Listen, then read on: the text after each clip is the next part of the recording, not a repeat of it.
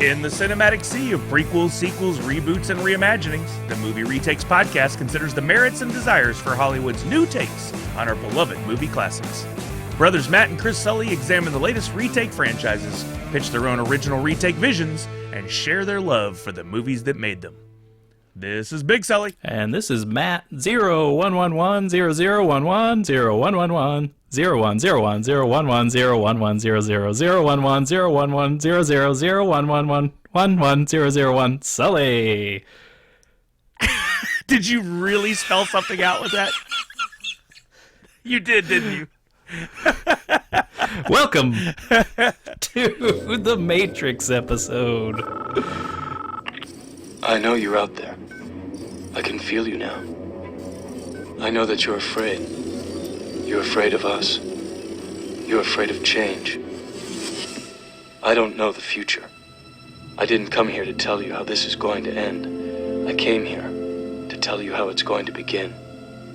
I'm going to hang up this phone, and then I'm going to show these people what you don't want them to see. I'm going to show them a world without you. A world without rules and controls, without borders or boundaries. A world where anything is possible. Oh boy.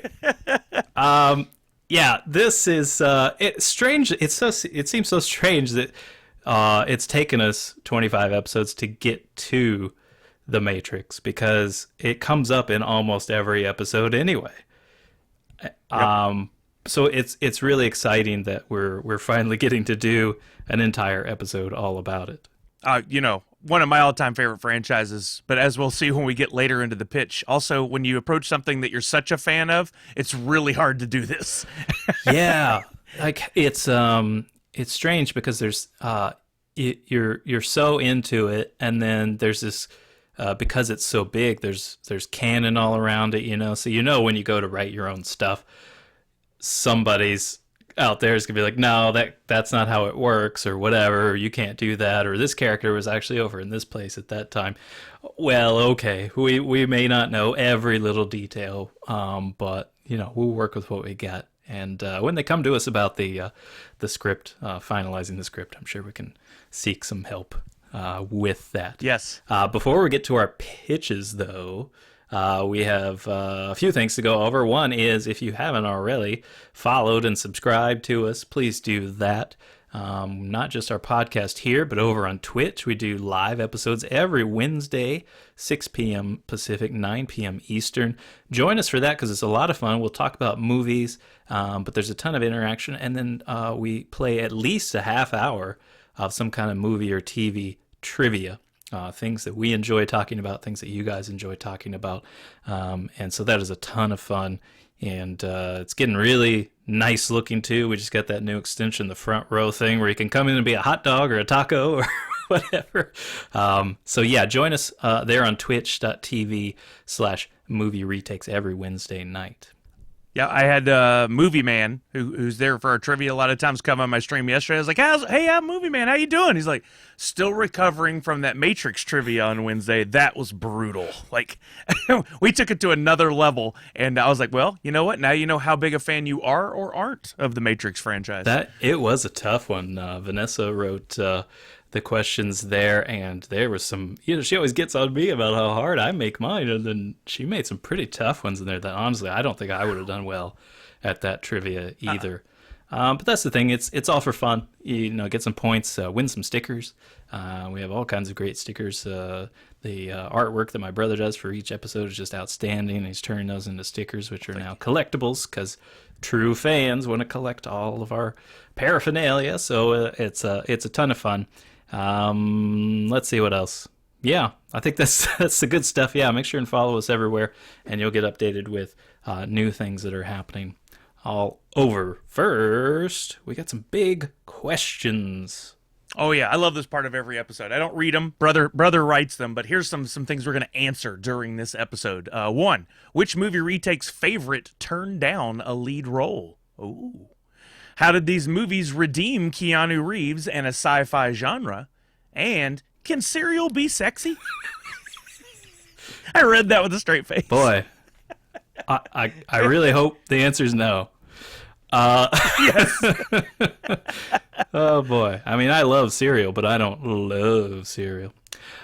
Not like that, no. It's not like the American Pie movies and warm apple That's pie. right. No, thank you. All right. Well, before we answer those questions, what you watching? Oh man. This one every week just throws me. I'm all over the board. I just watched a great movie the other night, Shadow in the Cloud. If you're listening to this podcast right as it launches, you may still be able to catch it on Apple iTunes for 99 cents.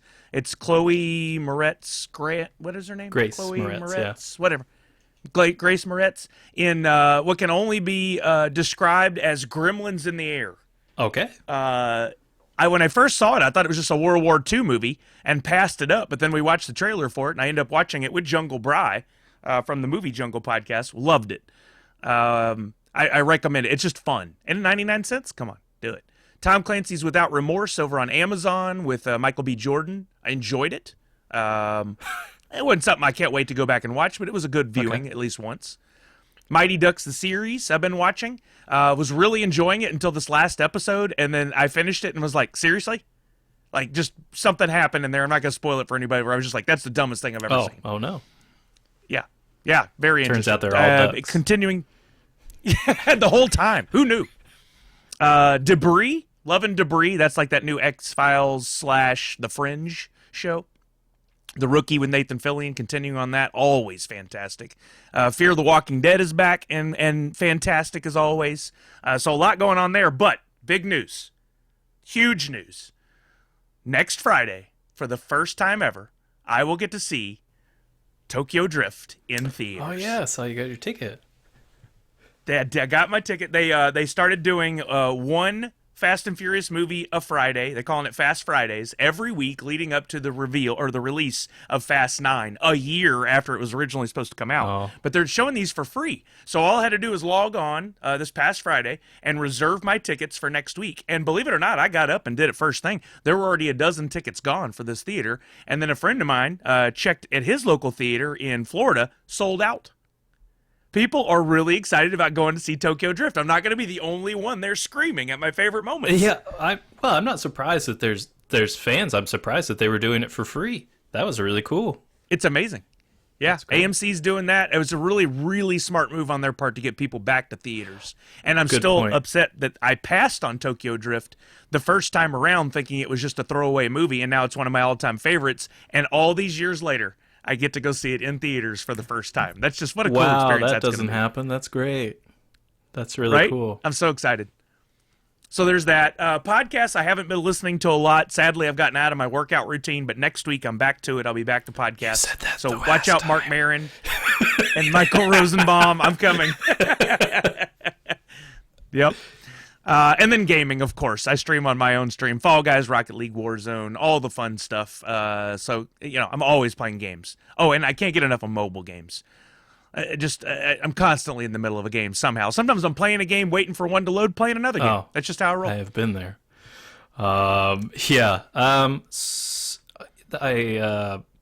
I was thinking. So you're saying they were doing for free and getting people back in the theater, and I guess that is kind of the point. Is there are still people that are maybe hesitant to go back. So free is certainly a price tag that will get people back in the theaters.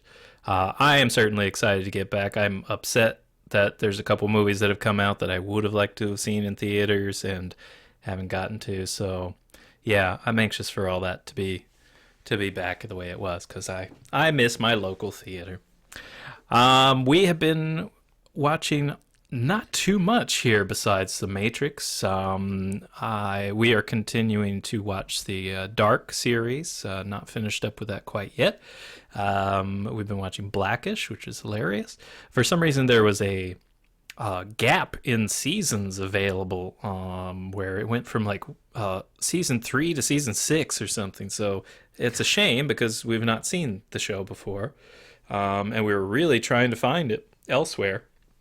But eventually we broke down because we like it so much that we went ahead and started season 6. So like, everybody's all grown up. It's like a it's weird, forward, yeah. But, still very hilarious. Rewatched Contact, which was still really good. Love that movie. This is Zemeckis, and I made me want to propose a question for people of who their favorite sci-fi director might be, because I've been thinking about, Zemeckis and Spielberg, and then you've got James Cameron and Ridley Scott and J.J. Abrams. J.J. Abrams, yeah, and there's these guys that are in this particular genre, but each have their own kind of touch, and Zemeckis has a feel that I really enjoy, because he makes the drama a major upfront part, and it really is a great drama film. So if you haven't seen Contact, you need to watch that. The effects still really hold up nicely too, looking good. There's still a couple that's shots one of those in movies there. I don't hear people talk about. Yeah, but it's so good. I think it was huge at the time, but I mean that's been a while. So yeah, if for whatever reason you missed that, you should check it out. We also watched Contagion, which I know we're in the middle of this movie, which the parallels are frightening, but it's a great movie. So yeah, maybe you want to wait a couple years down the road until all this is over to watch it, but when you can, watch that. Watched Missing Link, the Leica movie that I somehow missed at the theater. Fantastic, hilarious. And last night we watched The Mitchells versus the Machines from Sony, and it was fantastic. I've heard good things. It was the same folks, I think, that did the Spider-Man Into the Spider-Verse, and they tried to replicate like some of the visuals that were so unique about that, and it worked. Usually when you try and do a follow-up with that same sort of feel, it falls flat. It did not. It was perfectly melded with this type of movie and the characters. It was a lot of fun, and it was great for like a family sit down. Like Isabel really enjoyed it, and we laughed nonstop through the whole thing. So I highly recommend, especially for a family viewing, check that one out with your kids. It's that really one's good. Netflix here in the States. Was it Netflix for y'all y'all too? Yes, it was Netflix. Yeah, and up until it came out, really, I hadn't heard anything about it before, so I don't know what. Me either. Yeah, but total surprise. The only reason I knew about it was from Mark on the Mark and Me podcast. He posted about it and said how much he enjoyed it as well. But wait, before you go on, interesting story on Missing Link. I actually got to visit the Leica headquarters in Oregon a couple years ago. We went over there as part of Funko to go interview some people and get a little footage. And I got to tell you, I wish everyone could take a tour. That is the most amazing place. The love and attention they put into every film. Like literally got to go into one room with the wardrobe person. Mm-hmm. You wouldn't think that exists in this kind of world, but there's somebody whose job it is to pick the fabrics that they eventually put on all those little figures, and they had like here's our coordination of the different suits for each of the characters, and for Missing Link specifically, like his tweed jacket and stuff. They showed all that, and then we went into a couple of the rooms with the sets where they showed, oh my god, like there's a like one point where he's hanging off of a stalactite that's up in the air. There's like a whole scene. That thing is huge. It's like 50 foot tall on a real set in a real room. And we got to go in and see the ladders and the cameras and the lighting set up. It is mind-boggling. It's so cool what they do on those films. I love what Leica does for their productions. Like the way they put that together, it makes such a visual impact that's so unique. Like you see it's one of their films, and they're good storytellers, and their stuff is generally funny and entertaining. Like it's they're just good. That's a great studio, and I hope we see a ton of stuff from them. If you've never checked out anything from Leica, you need to check it out. Paranorman, Kubo and the Two Strings, Coraline back in the day, which I'm not a big fan of. It looks amazing, but story-wise, especially, I wouldn't recommend it for young kids. It's a bit spooky. But visually, it's amazing. The other films have all been very, very good as well. Okay, well, I guess we should get into our franchise, which is The Matrix.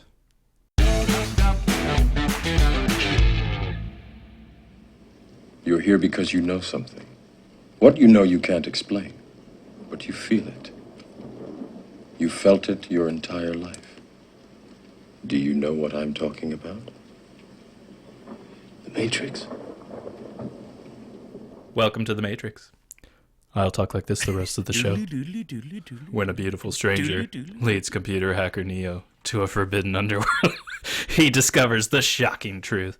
The life he knows is the elaborate deception of an evil cyber intelligence. Guess who's in the Matrix? It's Keanu Reeves. Lawrence Fishburne. Whoa. Carrie-Anne Moss. Sorry to ruin it for everybody. Hugo Weaving. Joe Pantoliano. Gloria Foster.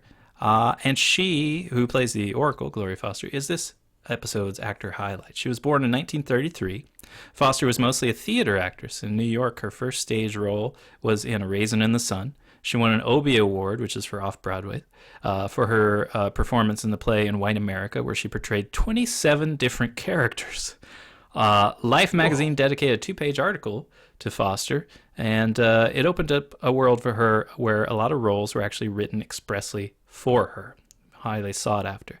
By the end of her career, she would win 2 more Obies for a later performance of A Raisin in the Sun and the Broadway production of Having Our Say in 1995. Sadly, she died in 2001 during production of Matrix Reloaded, and that forced her character replacement by Mary Alice, who also did a fantastic job. But on this rewatch, seeing Gloria Foster, I'm like, she's really likable. Like, I dig her character. She's just cool. I love her voice. I love her look. Like, she just has a cool way about her, and that's a shame that I think for most people, this was the introduction to her as an actress. When sadly she was at the end of her life there. So it's a shame we don't get more from her. But man, she went out with a bang. I guess this is a big franchise to be a part of. Directed by who was slated as the Wachowski brothers at the time. They had done Bound in '96, which I remember seeing that actually prior to. I think I saw it prior to. Yeah, I think I saw it prior to The Matrix, and liked it. I enjoyed it. Speed Racer they did in 2008, Cloud Atlas 2012, Jupiter Ascending in 2015, and then did a lot of that Sense8 series that I think was on Netflix, right, from 2015 to 2018. I watched that. Strangely enough, I am a big fan of The Matrix, and Bound, but I have not seen a ton of their other work. I seen Cloud Atlas, did not enjoy it. I never saw Speed Racer, never saw Jupiter Ascending, and I haven't seen Sense8. So and V for Vendetta, I remember watching it a while ago, and I didn't really care for it. I'll try it again because a lot of people say I'm wrong, but I just haven't got around to watching it again. The Wachowskis were writers for V for Vendetta, as well as Matrix, Cloud Atlas, Speed Racer, and Assassins, if you remember back in the day. Which I enjoyed that movie. Apparently it was heavily rewritten by Brian Helgeland, but that was their first foray into Hollywood, writing that script for Assassins. Huh. Yeah.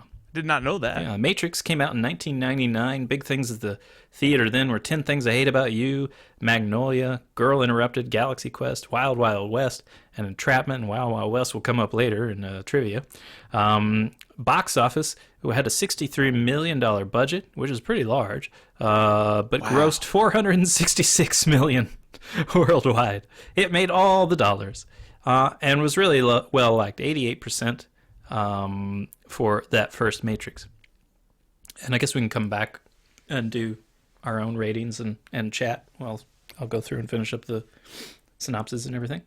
For Matrix Reloaded, freedom fighters Neo, Trinity, and Morpheus continue to lead the revolt against the machine army, unleashing their arsenal of extraordinary skills and weaponry against the systematic forces of repression and exploitation. What if I am right? What if the prophecy is true? What if tomorrow... We get Keanu, Larry, Carrie, Hugo. Now we get Jada Pinkett Smith as Niobe, Harold Perrineau as Link, Monica Bellucci as Persephone, Lambert Wilson, who may be Lambert Wilson, Merovingian, and Harry Lennox as Commander Locke. Also directed by the Wachowskis and written by the Wachowskis. This was in 2003, a few years later. And they filmed these at the same back to back, this one and Revolutions. This came out It had a $150 million budget and made $742 million. Everybody went to see this. Everybody went to see this. Yep. That was their opening day. Yeah. Everybody was so excited because The Matrix was a massive success, and it was so interesting, and it just blew the world away, and we were just salivating, waiting for the next installment. Not as well liked, but still pretty high up there, 73% on Rotten Tomatoes.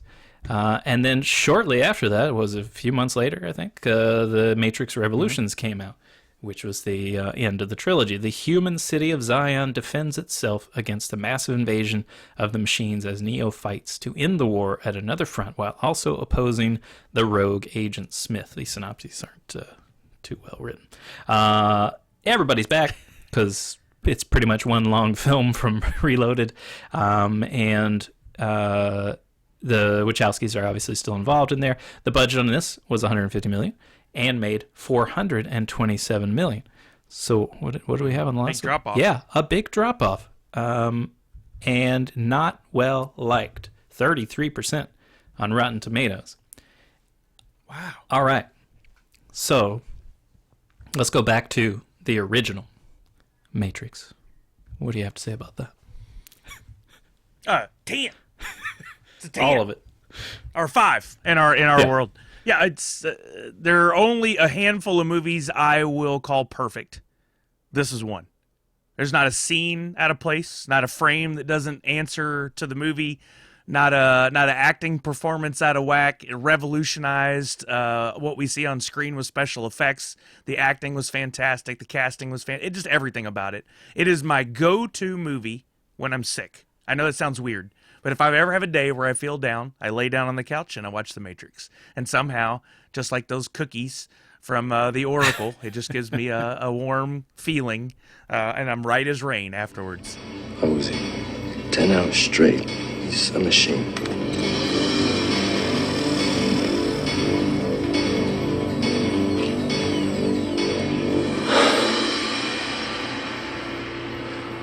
I know Kung Fu.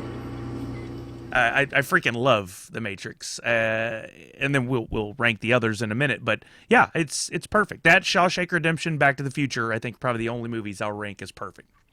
Yeah, rating this one was tough for me because I initially wanted to give it 5 stars because I really enjoy it. For me, I will have this as a caveat, I guess, is that for me personally, I will say it's a 5-star movie because I love it so much. I will come back and watch this a dozen more times. I'm trying to do ratings where I'm thinking of other people who may not have seen this yet, you know? And one of the things that our ratings covers is does it expand beyond its genre? Is this just an action sci-fi movie that only action sci-fi people enjoy? And I kind of think it is a bit constrained there. Yes, it goes into religious, sort of side of things and, philosophical sort of, examination of our world. But I don't know that there is a whole lot of drama that can satisfy people who need that instead of just action. As an action movie, I love it, and I'll watch it again, and I think it's still really great. But yeah, for me, I gave it 4 stars because I'm just trying to think of recommending this for people who may not have seen it before. I still think you're going to be entertained because how can you not be? Yep. The action is still fantastic. It's just a lot of fun. It has a really cool look, which may, at the time, was incredibly unique. I think we've seen more and more of that look now. Sure. But at the time, we hadn't seen a lot of that. And so very, very cool. So yeah, I'm giving it a 4 stars, but it kind of personally hurts me to do that because I do love it so much. Okay. So now we go to the middle one, a Reloaded. What do you say there? Yeah, these are tougher. And honestly, you said it already. Reloaded and Revolutions, it's one movie. It is. So how do you rank them individually? Well, you have to be fair. I thought Reloaded was better in a lot of ways than Revolution, so I'll rank it a little higher. I kind of agree with those Rotten Tomato scores a bit, but I don't think they should be that low. I think part of the pain at the time was watching one and leaving the theater like, okay, that was good, that's fun, we had a good time, but where's the second half? And then having to wait months to come back and finish the film. That was rough at the time, but now to be able to sit down and watch them as two movies in one story, part of the trilogy, not as bad. I'll rank that one, Reloaded, probably a 3.5, because there were some amazing scenes, and they did a great job of expanding the story into this bigger universe. Not an easy thing to do. I mean, knowing trying to write my pitch today, how the hell do you take the Matrix and continue that story into something else? That's a monumental task. No wonder they couldn't meet the fans' desires. And then we finished it up with Revolutions, which, I'll be honest, when watching again, I fell asleep during. I know what you're thinking. Because right now I'm thinking the same thing. Actually, I've been thinking it ever since I got here. Why, oh why, didn't I take the blue pill? I've only watched it a handful of times compared to the original Matrix, and it does wrap up the story, and we do get to a fun ending, or not a fun ending. We do get to an ending, a conclusion, but much lower on the scale. I'm gonna go 2.5. Okay. On that. But then if I'm gonna add a bonus ranking, it's gonna be the two movies together, and the two movies together I'll give a 3.5. I'll bump them up as part of one story. Yeah, that's fair. Because it is, you're right, and I think everybody's aware of that. It's basically like, it's two halves of one movie, which I see why they did that, but at the same time, I don't think the Reloaded, I think they could have made some major edits and stuff to slim down Reloaded and Revolutions and put this as one, probably way more interesting of a film. Like where you say you got bored in Revolutions, I think had they cut those in different ways and put that together, you would not have been bored. It would have been one action-packed film, satisfying what a lot of people may have complained about. And one of the things I read that I really didn't think about until they said it was that Reloaded was mostly in the Matrix, where Revolutions was mostly outside of the Matrix in the real world. And a lot of people had a problem with that. I think their favorite thing was the Matrix because of, the limitless things that you could do, where on this rewatch, that was actually what I was getting tired of. Was I, with the Reloaded, when you end the Matrix with the man stopping bullets, going into basically breaking the code down where he can do anything and then he flies away. It's dumb that he fights after that. Like he should be able to walk in the Matrix and everything just is what he wants it to be. And anything that wants to come near him, he just melts them with his mind. Like the only reason you would fight is just for fun. Which, fine, if that's what you want to tell us, but it's ridiculous that there's a fight sequence. It's ridiculous that he can be in any kind of danger. They set the bar too high, basically, at the end of Matrix. Yeah. So I have a problem with that. I do have more of an issue now with what exactly Neo is, especially when we get into the real world and somehow his powers carry over into that. I thought it was cool initially. Now I think it's dumb, and it kind of ruins the vulnerability of humans, where the war against the machines is so important. We know it's so important, but what makes that victory so much sweeter is when these people who should not win finally do. And he basically cheats the game by becoming this magical being that can kind of do whatever. Plus, if you knew you could just stick your hand out and blow up all these things, why didn't you stay back in Zion where all these people are dying? You could have just sat in a lawn chair, stuck your hand up in the air, and nothing would have hurt anybody. It just... Well, it kind of did put him in a coma. Yeah, but there's flaws, I'll say. Yeah. So yeah, I have problems with it. But one of the things I did like on Revolutions is the stuff that I think people didn't like is seeing them in Zion. All those machines that people are in and shooting just constant massive bullets, and the swarm that came in. That was amazing. And I like that way more than the kung fu of Reloaded. And boy, I tell you, we talk about CG aging. That fight in Reloaded with all the Smiths is awful. Yeah. It is awful. It's like a video game. It looks terrible. And the worst thing you can do if you know that your CG isn't all that great is to then add slow-mo to it. Don't slow it down so that we can examine how terrible it is. Speed it up. Speed it up. If anything, that fight sequence should have been 30 seconds long, and then we've been like, wow, that was amazing.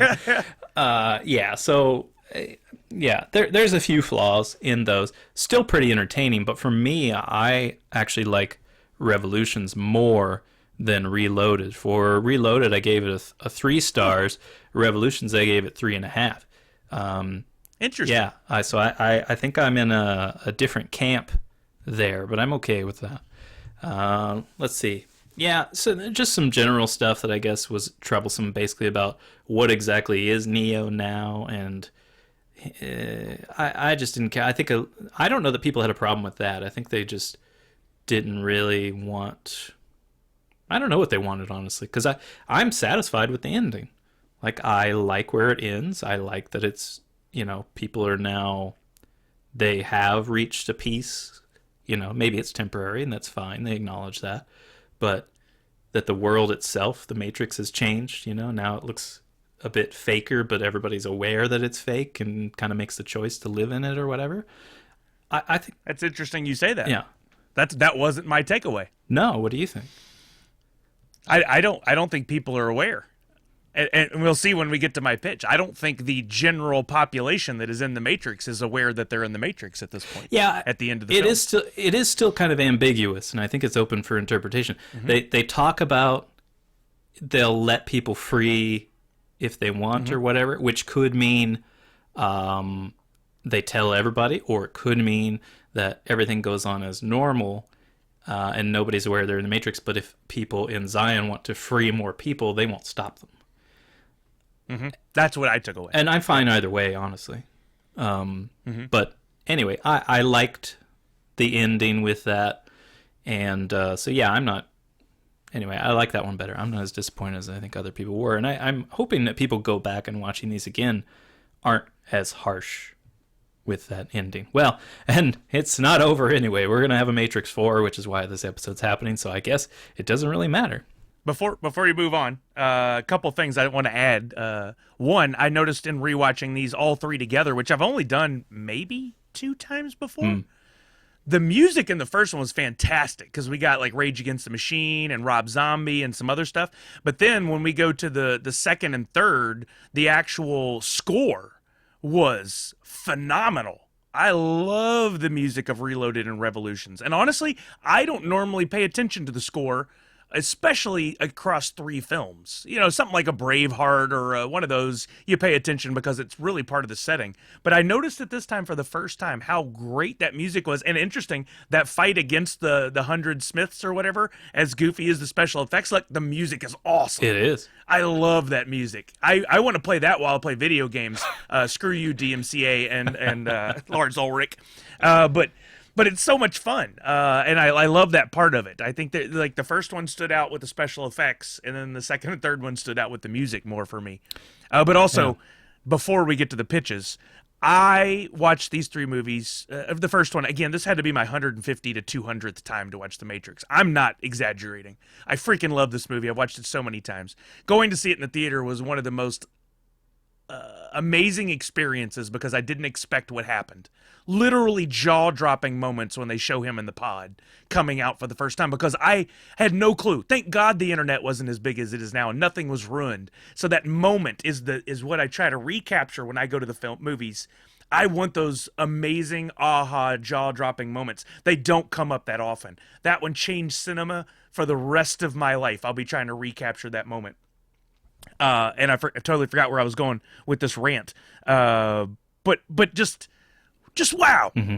Just wow. That's all I have to say. But okay, I know where I was going. I watched these 3 movies so many times, and I didn't stop to question a lot of things until we went to do this episode. So I went down the YouTube rabbit hole, being very careful to steer clear of any ideas of what people may do with 4, what their theories were.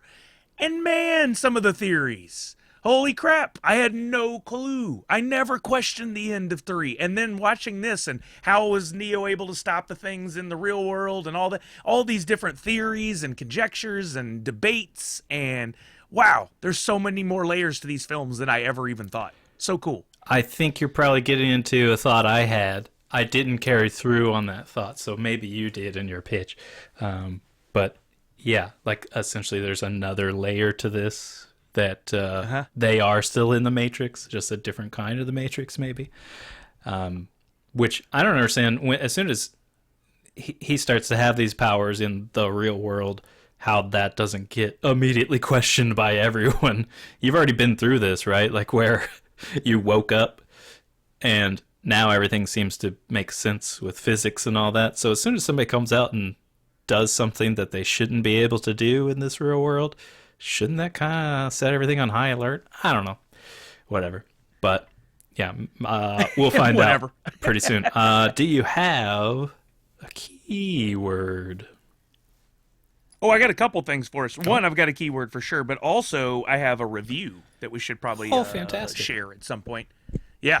But first off, our keyword, are you ready? I'll say it once, and I'll spell it. That's all I'm going to give to you. For those of you who are scrubbing through this thing, go back to the beginning and listen to it from the beginning. Stop cheating. We put a lot of work into this. Your keyword is dozer.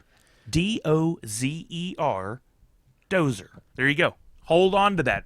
You'll figure out what to do with it one day, I'm sure. And then also, let's do that review. Yeah. We've been begging for a while. I just called everyone out at the end of the Saw episode as part of my sign-off, because how hard is it to go leave a review? Well, thank God Funko Lover 30 stepped up and left a review over on the Apple Podcasts, and here's the review. Great podcast. The Sully Brothers are very funny. They give you great details and trivia about the Saw franchise, speaking specifically about our Saw episode. Also, a look at the newest Saw release coming out called Spiral. I actually learned a few things I didn't know. Thank you, Matt and Chris. You both made me laugh and made it so interesting and funny. You kept my attention the entire time. I wasn't a big fan of podcasts, but you both have changed my mind. Wow. Yeah. Come on. Great. That's very kind. Thank you. Thank you, Funko Lover 30. Thank you very much. That was very nice. Yeah. Fantastic. Okay. Well, now I'm flabbergasted and grateful. Thank you so much. All right. So we have some pitches. And, if you don't know, the unique part of our program here is this part. Well, I'd like to think that it's all unique because we're such charming fellows. But we write for every episode our own unique pitch. Now, what is that? Basically, it's our own ideas for what we would like to see as some continuation of the franchise we're covering. That could be a prequel. It could be a reboot. It could be some wild tangent that just kind of loosely based off the original. Whatever, it doesn't matter. And eventually we'll probably cover all of those. But we write our own pitch, which kind of takes you through what our movie is, tells you the story, and then we also cast it. We say who we'd like to be in it, who we'd like to see directing it. We don't do budgets, but that might be taking it a bit too far. But pretty much every other detail is there and considered. I think I'm first? Question mark? I believe so, yep. We go back and forth on each episode, and I'm pretty sure I went first for Saul. So, yep, you're up, sir.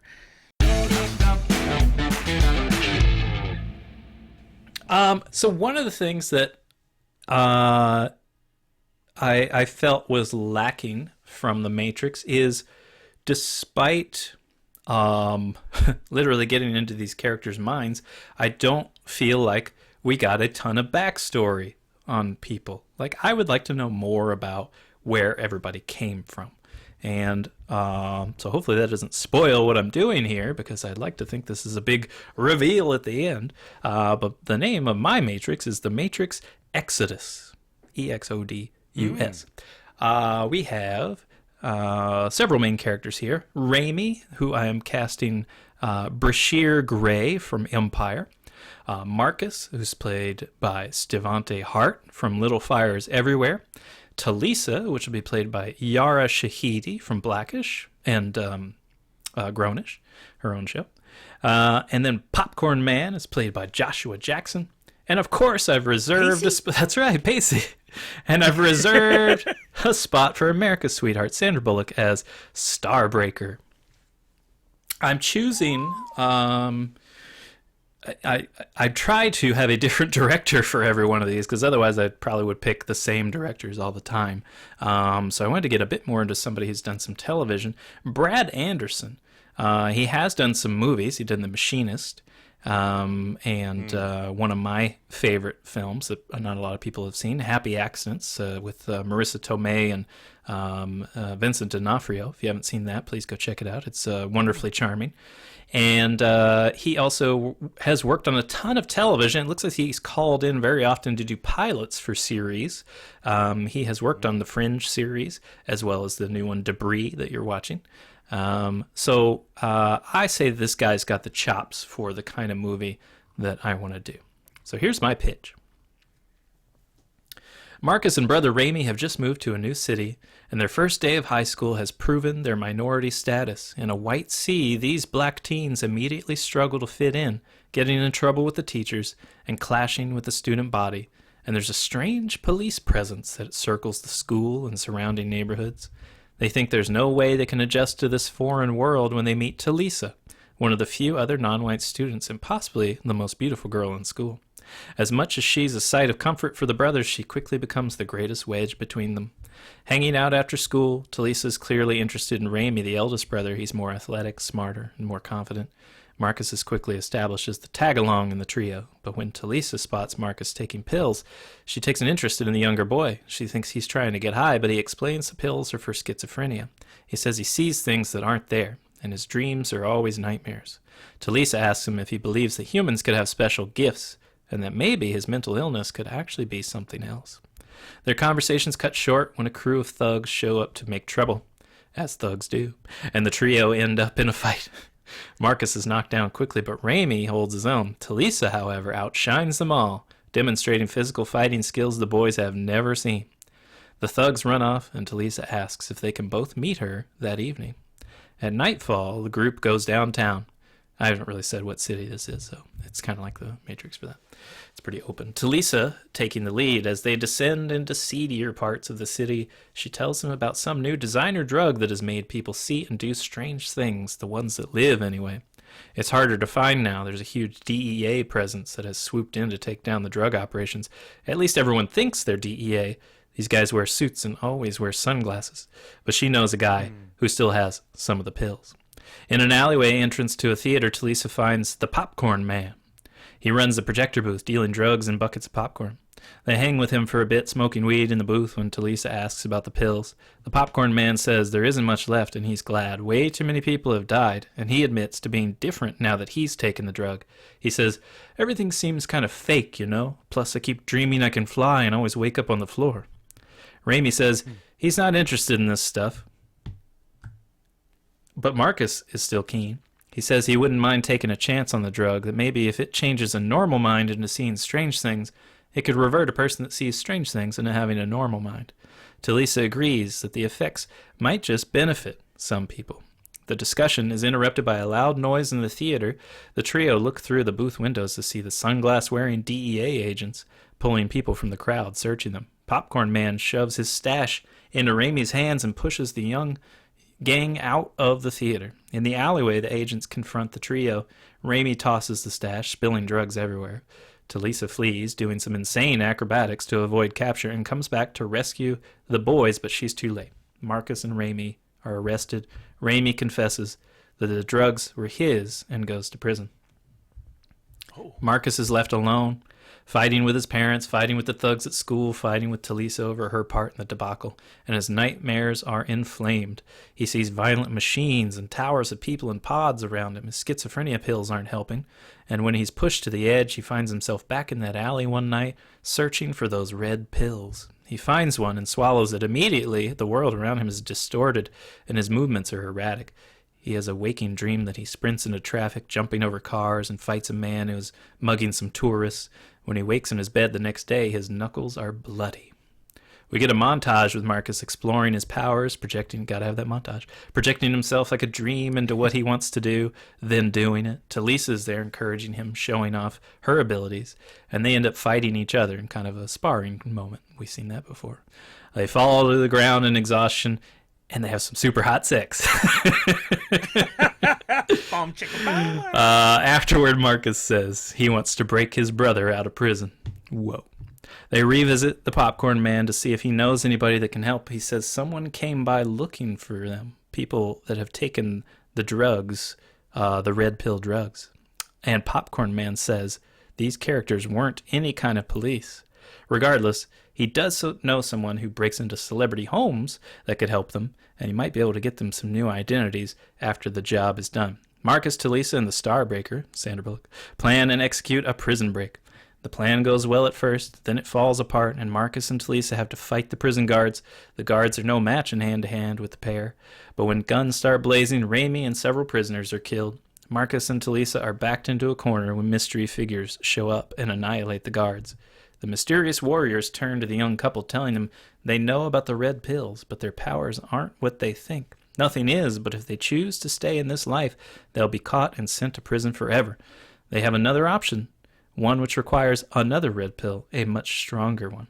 As one mystery figure preps Talisa to take her pill in her journey out of the Matrix, the other figure speaks to Marcus, saying he's an unusual case. His mind is different than the others. Marcus, still in shock and despair over his brother's death, explains his new gift is like a means of making his dreams into reality. Ah, you're a god of dreams, says the mystery figure. There was a Greek god of dreams long ago. If I remember correctly, his name was Morpheus. If I were a god, I could have saved my brother, the mystery figure says. I'm sorry about Raimi, but if you come to us, you'll discover the true power people like you actually have. Then you can save thousands, even millions. You can save the world, Morpheus. The real world, that is. Sirens blaring and SWAT footsteps coming down the prison hallways. Talisa says, what choice do we have? And she swallows the red pill. Morpheus watches her slip from her body and get pulled from the transfer device. Her limp body is laid next to his brother. Morpheus connects himself and takes his pill, and we see him exit the Matrix and wake in his pod, opening his eyes for the first time. The end. Nice. So that's the big reveal, is that he's Morpheus. Talisa is Niobe. I never say that, but that's what it is. So that's where the romance begins, is actually in the real world, and then, or in the Matrix, and then it carries over in the real world. Nice. I like it. I was trying to figure out how do we get a similar, it's a different kind of movie, but somewhat similar about, bringing people, just the discovery of it being the Matrix. How do you do that again? It's hard to replicate. So I don't know. And the whole thing takes place in the Matrix. Like only the end does he finally get out. So it's kind of a superhero movie, like the whole discovery of powers and that sort of thing. So I'm kind of cheating, but I don't know. I think I look at this as kind of a foundation of a new trilogy, maybe. But I don't have too much beyond that. You don't want to write a whole trilogy? Not yet. Come on. Not yet. Lazy. Just kidding. Oh, that's good. I dig it. I think you hit at a few things. People love a good origin story. You're totally right. And to know the prequel, if you will, could be good. I like the fact that it's a surprise. We don't know it up front. Well, I went a very different direction with mine. Okay. It's good. It's good. A lot of times we've overlapped a lot. I think we're completely free of that in this one. So I went for my pitch. The title is The Matrix Break the Cycle. I'm bringing back the Wachowski siblings because, honestly, I don't want anybody else to touch this thing yet. Maybe down the road, but it's their baby. Let's see if they can bring it back around. Let's see if they can steer the ship back in a direction that everybody agrees with. I want to bring back the big names. So Keanu and Lawrence Fishburne are both back. And then I got a couple of new characters who will reveal as I give you my pitch. Setting, current day in the Matrix, more like 2220 in Zion. We enter the film through the code of the Matrix and focus in on a young woman named Mia, played by Zendaya. She's walking down the street of a major city, but looking down at her phone, focused on the screen instead of the world around her. We catch glimpses of the buildings, shops, and signs around her as she moves down the block. There is no sound except the music coming from her earbuds. Rob Zombie plays at max volume. Mia eventually enters a small coffee shop and takes out the earbuds, allowing us to hear the world around her. She's greeted by a young woman at the counter who seems exceptionally happy, and that seems to upset Mia. Her coffee is quickly ready, and as she turns to head back outside, we catch our first real look at the world. It's definitely present day, 2021-ish, but things are different. The buildings and streets are cleaner, more advanced. The sounds we hear are more peaceful than downtown-esque. And as Mia walks again, we see that most of the people around her are actually making eye contact and nodding or saying hello to her. She shakes her head and puts the earbuds back in. Mia escapes to her apartment and sits down at her computer. The windows are blacked out and the room is a mess, except for shelf after shelf of trinkets, figures, and photos. Can't quite make out what all these things are, but clearly they are of importance to her. She's surrounded by monitors of all shapes and sizes, and we see several PC towers, laptops, and VR goggles at the side of her desk.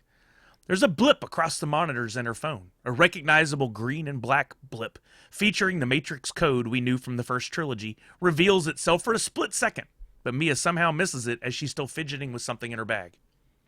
Mia looks back at the screens just as the code disappears, originally returns to whatever she was doing before, typing away in some sort of forum. Before we can focus in on exactly what she's doing, a tone plays from her headphones and a reminder pops up at the bottom of her screen. She reaches for a VR headset and lowers the system onto her head and over her eyes. The film turns to black and then to complete white. Mia's in the center of a large void until she hears the voice. She turns to find Morpheus, and he's there to offer her a choice, red pill or blue. It's just as she had imagined. Unlike Neo's journey from the Matrix to the real world, which is shocking and jarring for him, Mia welcomed the transition. In her first conversation with Morpheus from inside Zion, she shares her thoughts on finally being freed. She had been hunting for the truth and finally found what she knew had to be real. Morpheus leads her to an area with several others who had recently been freed and told that their journey would begin soon, but they need to rest and recover and learn to use their real bodies before they could proceed. You've lived in a world of peace and happiness for some time. I can't do a Lawrence Fishburne voice. But somehow you knew it was merely an illusion. You found us, and now you've become a part of the real world. He goes on to tell them how things have been very different, how things had been very different before the arrival of the One, and a truce between the machines and man had been made, but would not last. It's not what Mia or the others had expected from their escape from the Matrix, but they knew that their world never quite felt right. During one of the training/recovery sessions, another member of the newly freed told Morpheus that he couldn't shake something he had learned in the Matrix. He described several unexplained events that he had seen on YouTube. Through comments, forums, and conversations online, he found that at each of these events, a symbol had been found. He had searched high and low for a translation, but had never found it, and nobody else in those circles had either. He pointed to an inscription on the wall inside the training area and said, "And now I see it here. That can't be a coincidence," referring to the logo or the symbol. Morpheus revealed that the residents of Zion did not believe that Neo was actually dead and demanded that the machines return the body, but they refused. He had made it his mission to recover the One at all costs and was preparing this group to head to the source to recover Neo, but this revelation of unexplained symbols changed everything. The symbol was used in Zion to refer to the One, to Neo. They'd been looking for a physical body and or signs of him in the Matrix, but had never found anything. With that, the training of these new recruits shifted, and the search would continue back on familiar ground in the Matrix. We can skip the training montage and the I Know Kung Fu references here, much like we started to skip the car racing scenes in the last Fast and Furious movies. It's all been covered. The team now assembled began their search, and at one of their first stops are met by a young Indian woman. She shows them nothing but kindness and love and asks questions about why they have arrived at the site and what they are doing. This is an immediate red flag for Mia, somebody being too nice. The young woman reveals that her name is Sati and that she is in fact a program. She too has been searching for Neo. And if you're not following along, that's the young girl from Reloaded and Revolutions at the very end. Just pointing that out.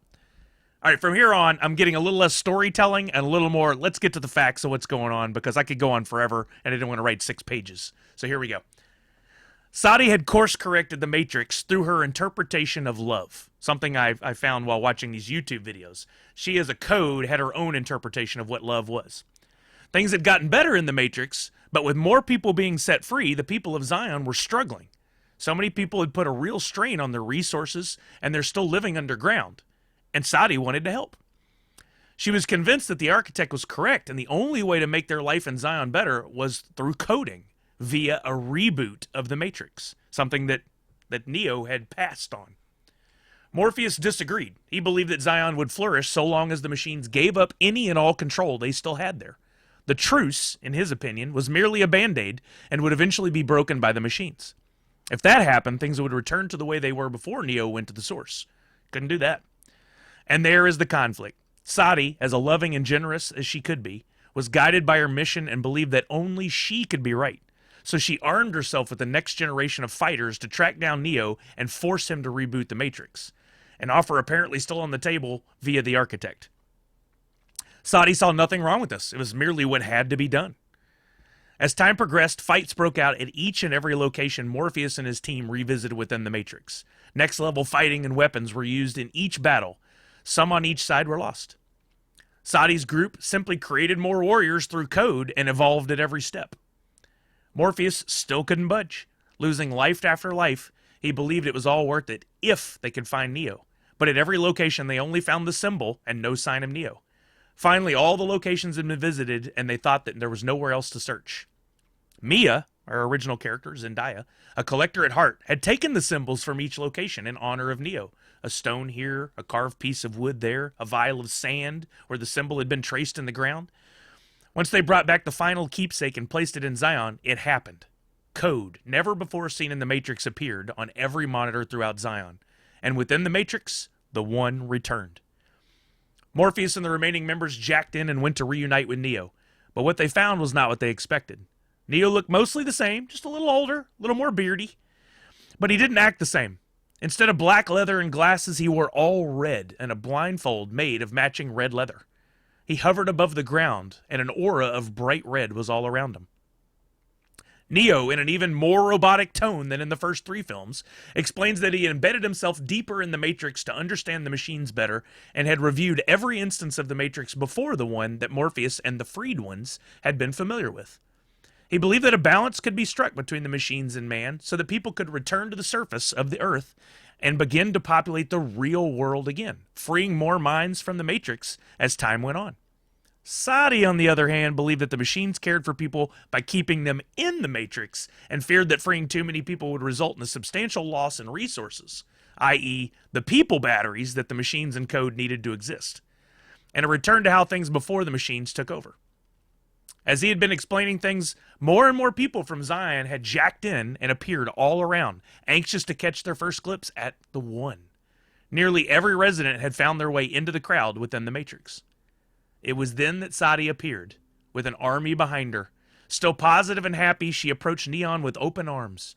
"I'm so happy to see you, Neo. I feared we had lost you forever. You were such an inspiration to the beautiful changes I've made to the Matrix. But I'm afraid that this balance you seek with the machines simply will not work.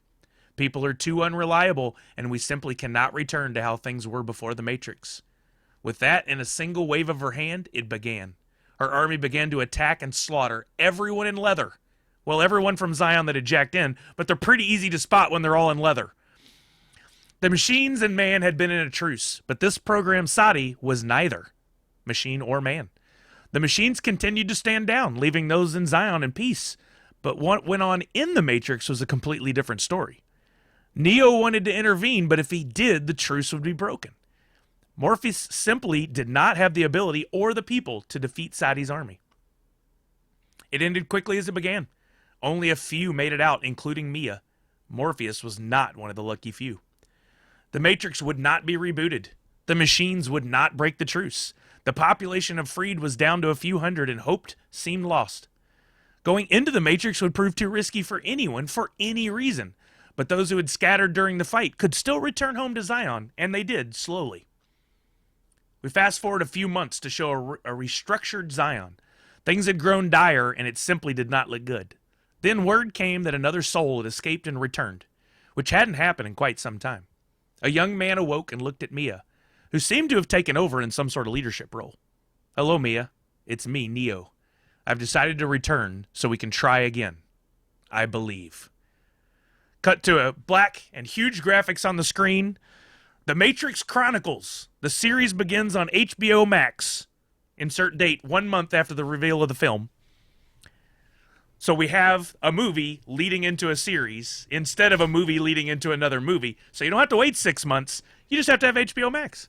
Wow. This is not, by the way, sponsored by HBO Max. Yeah. But it's a secret drop, and we all get to go home and continue the movie in a series, now led by this new character who is Neo in someone else's body, and Mia in Zion. A trailer available a couple of weeks after the premiere shows the ongoing struggles of Zion, Mia, and Neo, now in that different body, as they work to save their home and return to the Matrix to free more people and begin a true rebellion against Sadi and her army. Roll the final credits for real. Wow. That's some fine work. I went nuts on this. I'm exhausted. Yeah. It hurt my brain so much to do this, but I felt it was important to continue the story, and I think I figured it out. I think you did. That,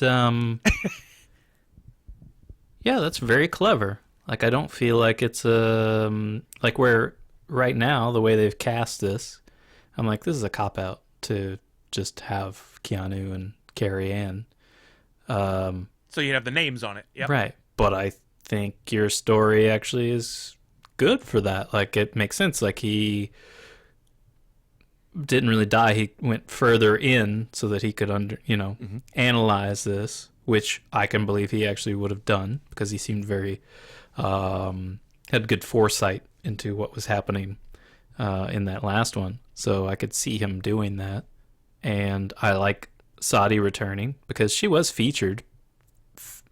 It seemed like that was something I really took away from the end of those two films. Is like, why are we featured on this little girl? What is so special about her? How does she create a sunset for Neo? Yeah, like I needed to know more from her, so I wrote it. And she, one of the videos I watched did talk about that train station, Mobile Avenue, for the train man, and the code, the man and the woman, the Indian with little Sadi's parents, and how they were code that found love, their interpretation of it, and Sadi was the result of that. She was a new code with new abilities. She was a rogue code that didn't belong with the machines and with the typical code, so that's why she was shipped off to the Oracle. And like we know from any film, a good villain is based in a place of them thinking that they're doing right always.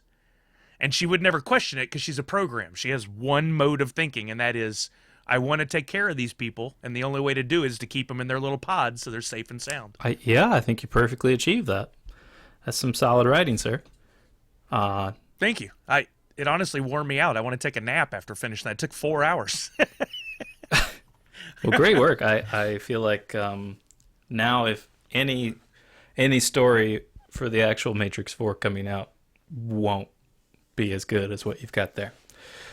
Oh my God. So that's the highest compliment a man can get. Nice work. Very, very nice work. Thank you. I actually want to read that again and go through it again. Yeah, good point there, and I meant to mention that before doing mine, is Brother does a really good job of updating the website. And for me, when he's reading his pitch, I love to read along because it's really easy. I like to listen to the voice, but I like to read along at the same time so I don't miss on those details. My mind wanders. So for any of you who are the same, a lot of times he'll have these up by the time the episode goes up or shortly thereafter. So if you want to read along while you listen, visit our website, movieretakes.com, and be sure to check out the written out one. You'll also see how we'll add our own little flair in while we're reading because it's not spot on 100% what we wrote. I like to throw in a few things here and there. Well, yeah. Sometimes I'm reading and I'm like, I'm reading ahead and I'm like, it will work better if I change these words or whatever. So yeah, it's slightly different. Which is kind of exciting. It is. And yeah, you can find all our old pitches from previous episodes there as well. So it is fun to go back. I mean, even we've written them, and I forget at this point the details of some of them. So going back to read those is actually pretty entertaining. It's like little short stories, flash fiction, as they say. All right, well, that is our matrices. I guess that's how you say it. So yours is a Matrix 4. Mine's more like a Matrix 0, I guess. And I love it. And and then we do have the Matrix 4 coming out not too long from now.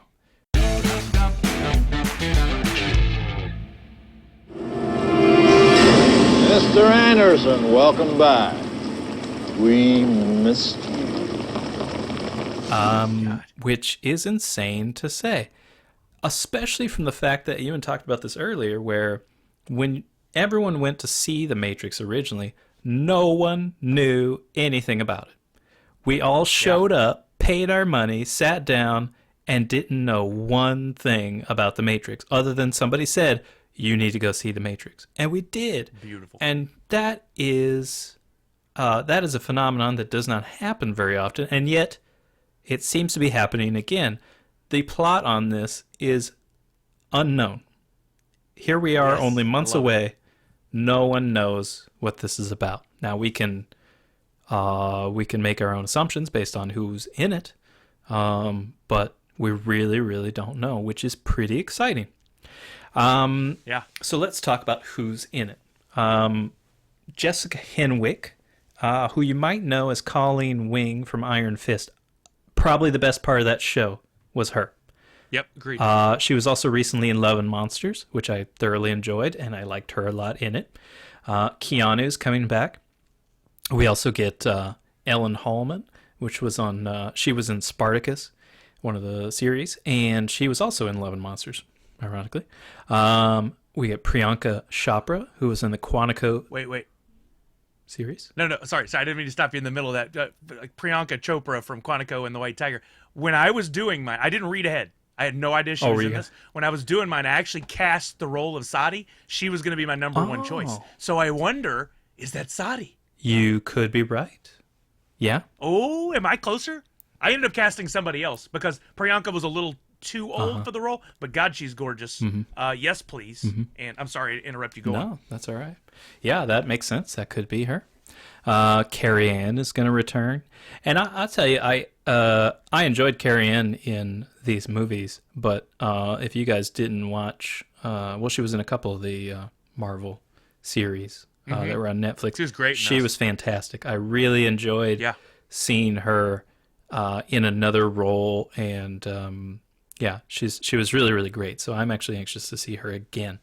And hopefully, maybe we get a little bit of a different acting style, maybe some more emotions from everybody. She's one of the more emotional. Yeah. Hopefully everybody else can do some different kind of things too. We also get Jonathan Groff, who you may have seen in Hamilton or the Mindhunter series. He also did a voice of, I've forgotten his name now, from Frozen 1 and 2. Kristoff, I think. I was going to say, is it Kristoff? Yeah, I think it was. We also get Neil Patrick Harris, which, What? And then Yahya Abdul-Mateen II, who was in the Get Down series. He was also in the Watchmen series, which he was great in that. And he's in the upcoming Candyman, which we also have a podcast. He's good. Episode. He's good actor. I like him as well. Jada is coming back, which I love her. She was probably my favorite addition in the final two. I really like her, and talking about people being sort of stoic and emotionless. She was never. She always, even in little nods and little expressions, she got a lot of depth to her character. Daniel Bernhardt is in this. He was in the Mortal Kombat Conquest series as Cyro. I don't actually know that character. The Matrix Reloaded as Agent Johnson. So he's been in the Matrix before, and he's returning as that character here. And another returning character, Lambert Wilson as the Merovingian. Wow. The Merovingian is returning? I did not know that either. I freaking love that guy and his whole rant about the piece of cake in Reloaded. It should be one of the douchiest things in the world, but I love him. And I'm really hoping, if that's true, are we going to get his love interest back? Because Monica Bellucci, come on. She's not listed, so I don't know.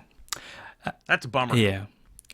So this is listed as directed by Lana Wachowski, so not the siblings. So I don't know if Lily's involved or not.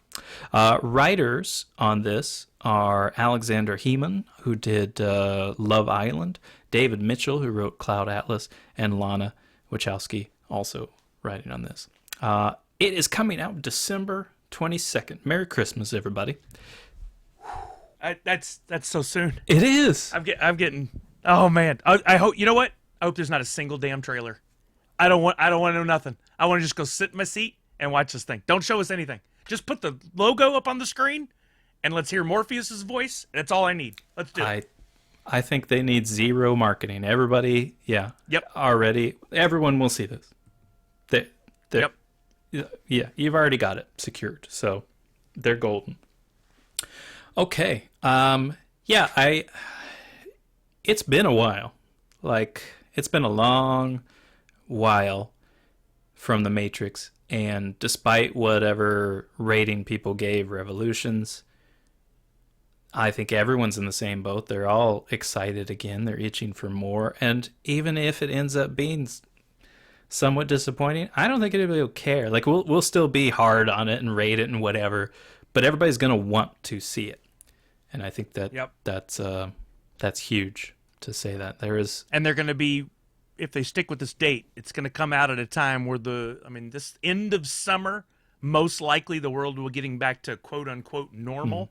And by December, we should be back to the way movie theaters were before. They're really putting this at a perfect time to capture our love for the movies and our return to theaters. I hope all the theaters are back, but one way or another, timing's good on this. Yeah, if you were ever to get close to recapturing that moment that we had in sitting down for the first Matrix, this would be it. To where, for a lot of people, this will be the first movie back, and not knowing anything about it other than it's this cool continuation of a franchise from a long time ago, and just everything will be hopefully as amazing and jaw-dropping as it was then.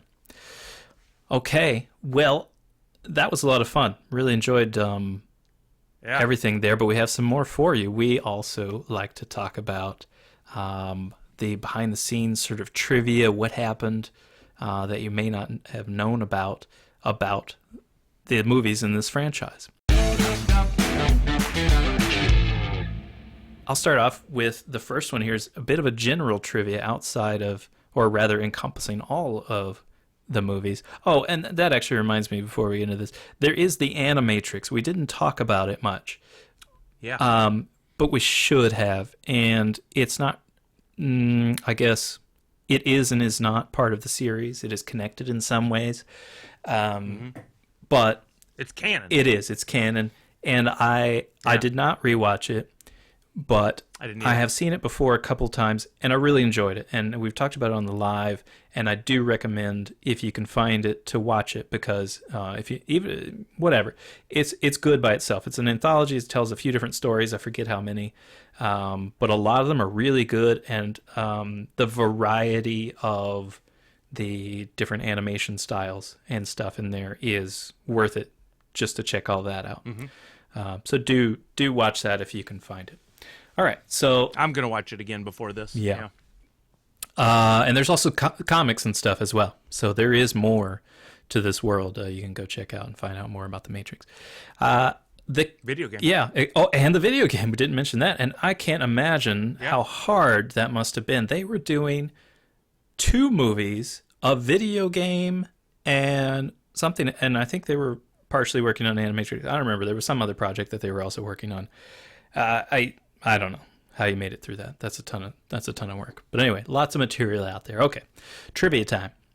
The key of the beginning theme you hear at the beginning of every Matrix movie, the rousing strings and the horn blast, it ascends with each movie. In The Matrix from 1999, it starts in the key of E minor. In The Matrix Reloaded from 2003, it goes up a whole step to F sharp minor. And then in Revolutions, it goes up a half step to the key of G minor. What subtle but important. Yeah. How cool is that? I thought that was a really neat bit of trivia there. Very, very cool. That's cool. And you see there's a YouTube video that puts them all side by side so you can get the full effect. All right, I'll kick off trivia here for The Matrix, the first film. The opening action scene took 6 months of training and 4 days to shoot. And what it lasted in the movie for like a minute and a half? Yeah. Crazy, man. But it was outstanding. Like we had not seen anything like that for the whole franchise. And I thought it was really bold too that the opening fight sequence is Trinity. Yeah. That's I love that's pretty cool. Yeah.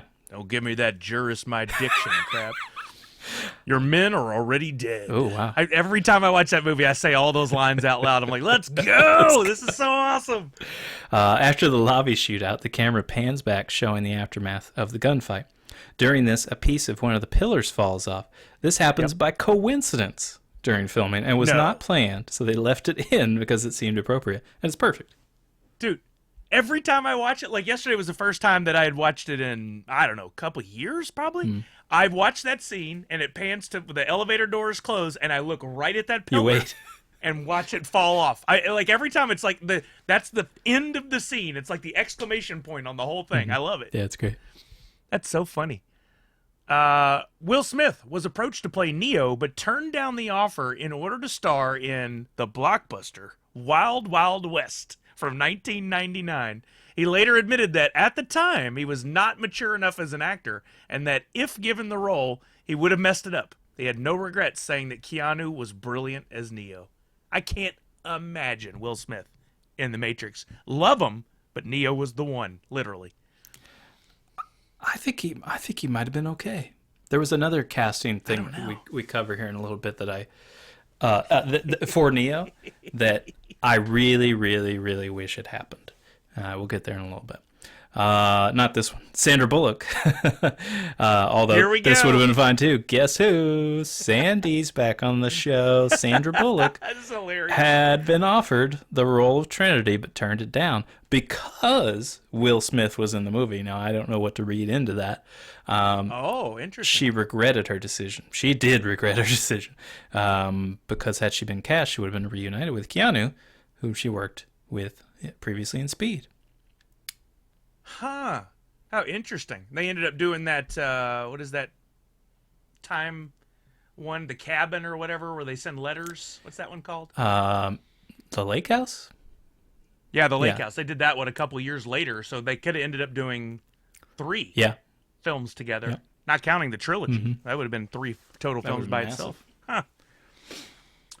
To prepare for the scene in which Neo wakes up in a pod, Keanu Reeves lost 15 pounds and shaved his whole body to give Neo an emaciated look.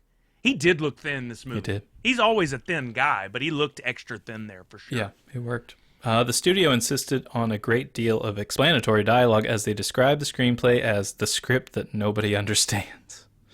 Well, that's because you're the studio and you should stay out of the filmmaking process. Gary Oldman. Oh, come on. Gary Oldman was considered as Morpheus at one point, as well as Samuel Jackson. Love them both. Gary Oldman would have been pretty freaking amazing, though. Yeah, Gary should have been the architect, I think. Oh, that'd have been better. Yeah, And I think you're he right. would have done... Or Will Ferrell. Yes, I forgot about that. It's so good. That's funny. The date stamp on the phone trace program in the opening sequence reads 2/1998. The date stamp on the phone trace program in the closing sequence reads 9/18/99. This means that the events in the movie take place over 19 months. Huh. Never really thought about how long Interesting. it had been. Me either.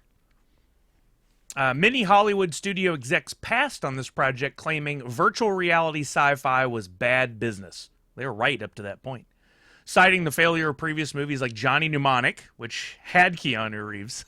Interesting. Mm-hmm. So that's how he redeemed both himself and that particular genre, which you're right, up until then. Yeah. Garbaggio. Yeah. Lawnmower Man. Ugh. Yeah, and did we already have Virtuosity, I think, was another one with Denzel? That's a good question. I've seen that advertised lately in one of my streaming services. Let's look that up. I want to know. There was another movie what was the name of it? With I think it was Rafe Fiennes or Joseph. I think it was Rafe Fiennes and what's it called? Yeah. Okay. Well. Virtuosity was 95, so it had been out for a few years already. Okay. Yeah, but there was a couple more. But yeah, none of them were really well received. Yeah, this is you, I think, right? No, me. When Belinda McClory auditioned for the role of Switch, she was only going for half the role. The character was originally planned to be played by an androgynous actor. In the real world, it would be played by a male actor, and in The Matrix, be represented in a female form, hence the name Switch. Warner Brothers refined the idea, and McClory ended up getting a single female role in both environments. And Vanessa and I talked about this the other night, where the whole thing about The Matrix is where Larry explains where it's a projection of how you see yourself. But it's your choice.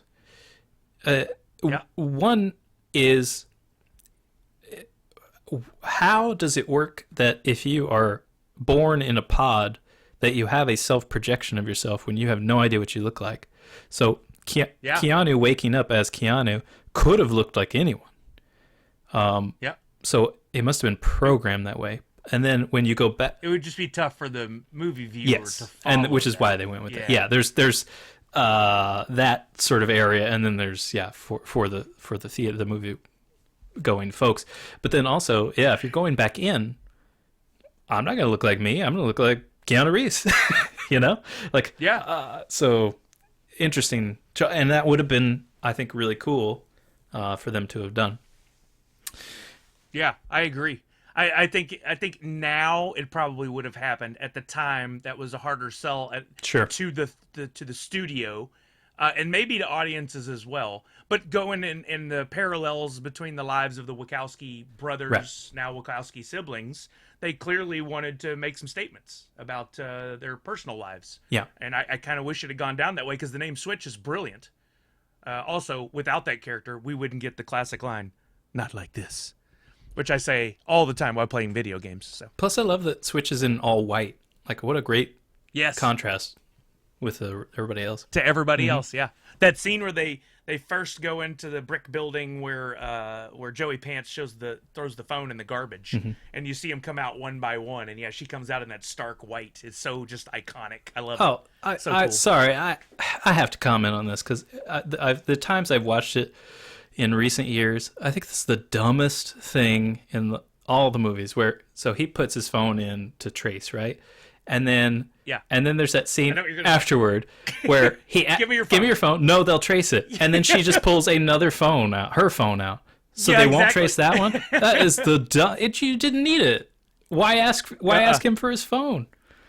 That was so stupid. And you notice too, in a split second in that scene, when he turns to Joey Pants, he kind of looks like, checks his pockets in that classic, like, oh, I've lost something. Must be in my other pants. Morpheus should have immediately gone, "Where's your phone? Well, we've had problems. Where is your phone? I want it right now." Yeah. Ridiculous. You're right. I noticed that too when watching. I'm like, oh, come on. That's all right. I mean, those happen. Those holes happen. Sure. You can't plug all the holes. Yeah. All right, here we go. The hotel and room number where Neo has to pick up the phone to get out of the Matrix at the end are the same where Trinity awaits the police at the beginning of the movie. I did notice that this go around. I was like, is that this? Oh, nice. That's the same hotel? Hey, wait, I think that's the same room number. Yeah, that's pretty neat. I like bookend stuff like that. Sets from the film Dark City from 1998, including rooftops, buildings, and other exterior sets, were used in this film. The rooftops that Trinity runs across at the beginning of the film are the same ones that John Murdoch runs across in Dark City. This came up in our live the other day. Maybe that's why. Yeah. Both movies deal with humanity being kept in a carefully constructed illusion by outsiders, which prompted claims that The Matrix had effectively ripped off Dark City. In reality, the screenplay of The Matrix had been written long before Dark City was released. Huh. I enjoy both. That's very interesting. Yeah, same. I need to rewatch Dark City. It's been a long time. Tasty Wheat, which is mentioned when Mouse is trying to describe the food in the real world, was replaced by Sex Krispies in the German version of the movie. I do not understand that choice. Sex Krispies? Come on. I questioned the legitimacy of this trivia, but at the same time, I don't care. It's hilarious. When the idea of the Matrix was in early development in the early 90s, Lana and Lily Wachowski their first choice for the role of Neo was Brandon Lee, but he died tragically on the set of The Crow, and that's what I was talking about. I would have loved to see him as Neo. Agreed.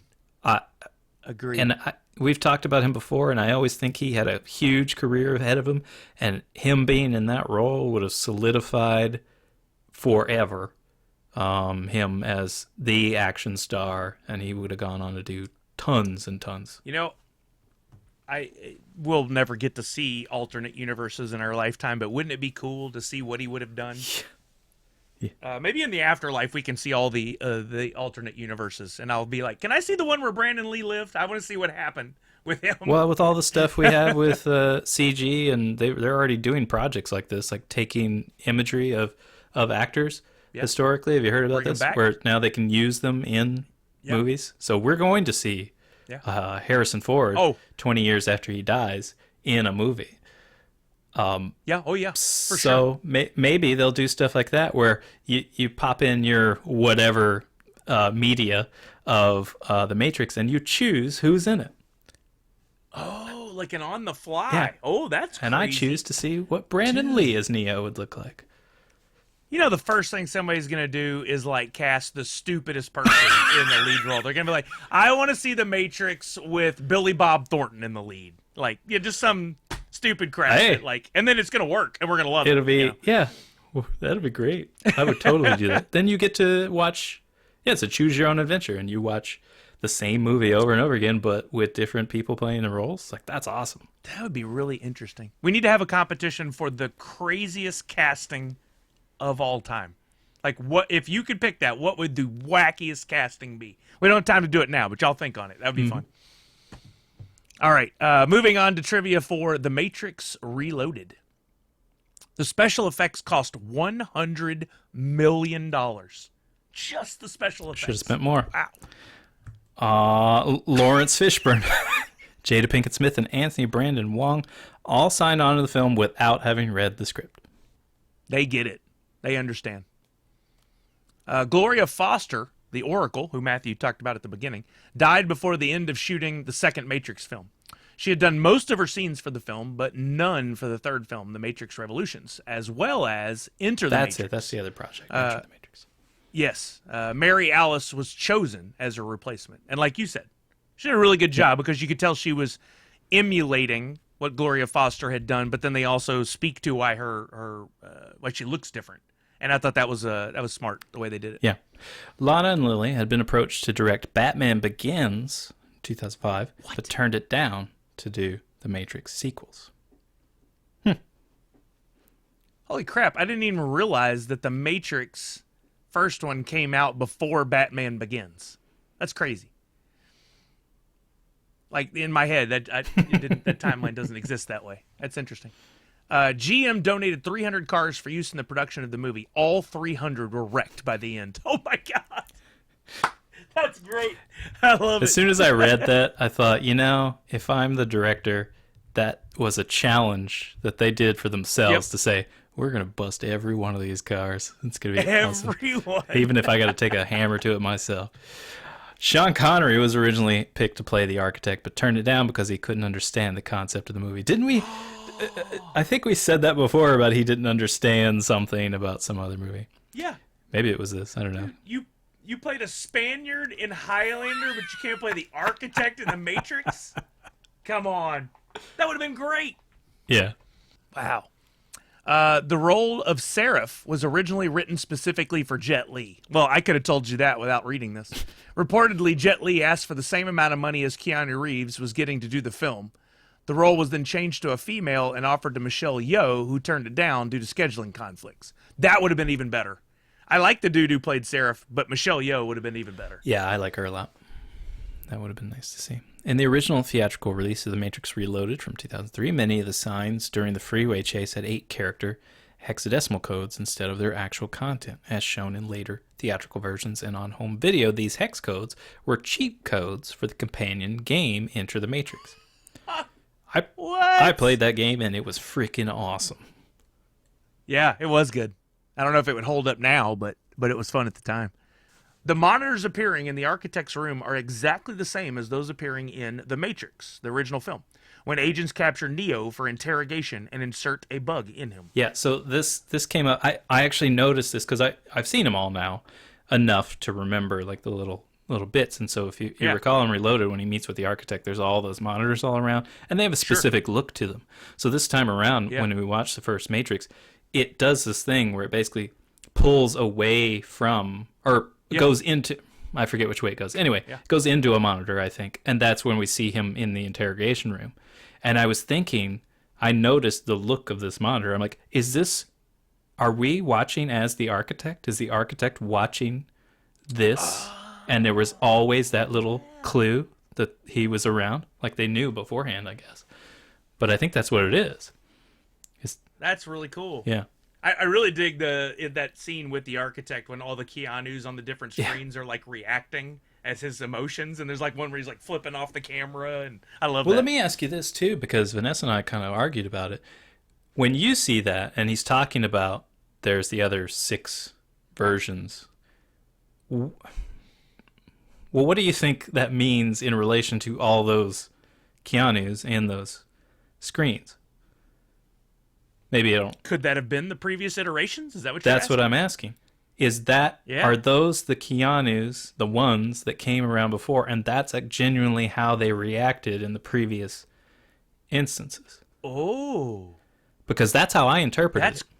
I'm going to rewatch that scene now. That's really interesting. Which brings up something. It goes into a detail of, does that mean that there's only so much human genetic material, or did they purposely every time use that genetic material to make Keanu, knowing in advance that he was always going to go through this and be the one, because it was always Keanu Reeves in every one of those. Yeah.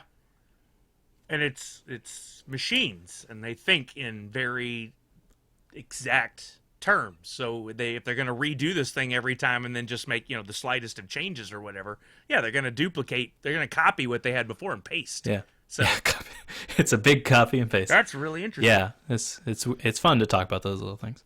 When Trinity hacks the power station's computer, the password she uses is Z1ON0101, Zion 0101. That's Zion the one. Yeah. I love it. That's cool. Ava Mendes, Samantha Mumba, Brandy Norwood, and Tatiana Ali were all rumored to be possible replacements for the character of Z after the initial choice, Aaliyah, died in a plane crash in August 25th, 2001. Oh, that's interesting. I didn't know she was cast. Nona Gay, daughter of the late Motown legend Marvin Gaye, was eventually cast in the role. That's who that was? Huh. Yeah, Aaliyah was... Didn't know that. Apparently chosen for a few movies. And, yeah, her career was... That's also another one that could have taken off and been something huge. In the beginning of the film, the captains are talking about the final transmissions of the Osiris. The short animated film Final Flight of the Osiris, part of the Animatrix, serves as a prequel to The Matrix Reloaded and reveals how the Osiris crew managed to warn the other Zion ships about the army of Sentinels digging their way to Zion. Huh. That's kind of like Rogue One as it relates to the Star Wars franchise. That's interesting. All right, and now on to The Matrix Revolutions. In an unprecedented simultaneous global release, the film opened at exactly the same moment in every major city in the world on November 5th, 6 a.m. in Los Angeles, 9 a.m. New York, 2 London, 5 Moscow, 11 Tokyo, November 6th, at 1 a.m. in Sydney, and at corresponding times in over 50 additional countries worldwide. That's cool. How do you coordinate that?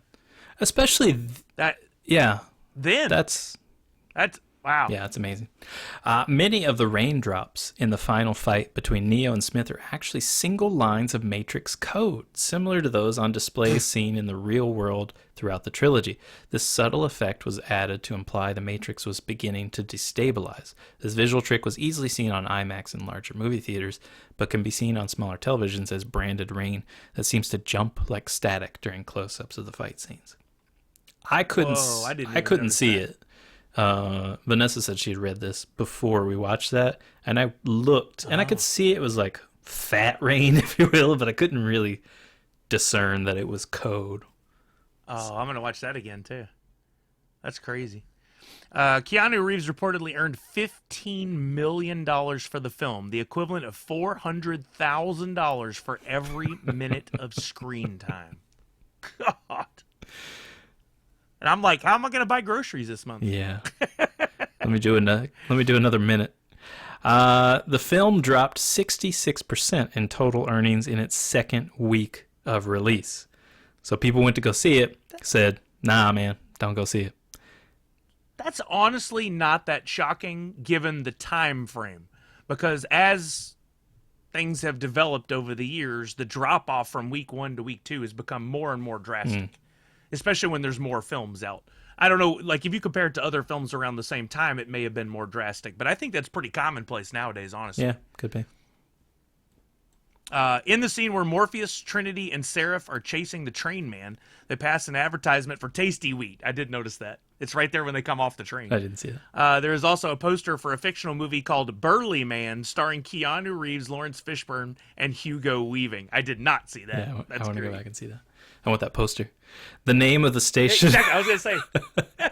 The name of the station between the Machine World and the Matrix is called Mobile Avenue. Mobile, M-O-B-I-L, is an anagram of Limbo, the traditional station between heaven and earth.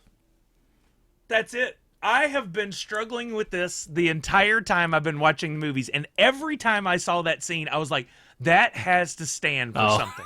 I thought it was an acronym or something. It was an anagram for Limbo. I swear I have been thinking on this, and now I feel really stupid because it was so easy. But I knew it meant something. I knew it couldn't be as simple as Mobile Avenue. Yeah. That's like a decade of my life just solved. There you go. Now you can rest.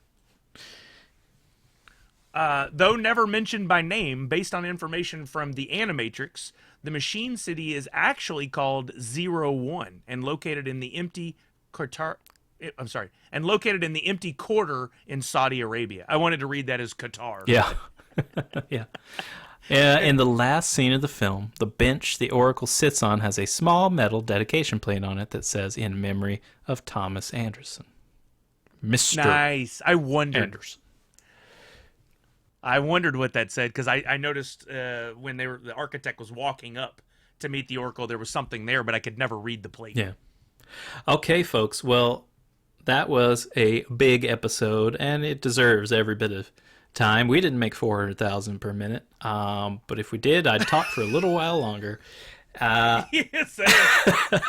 So we appreciate you coming by and listening to another episode. We appreciate the reviews, if you can keep more of those coming along. Like I said at the beginning, if you haven't followed us on all the locations that you like to follow us for social media and listening to podcasts and subscribing everywhere, please do that. Catch us on Twitch every Wednesday, 6 p.m. Pacific, 9 p.m. Eastern. Come out and have some fun. Say hi. Get on that front row and be a taco.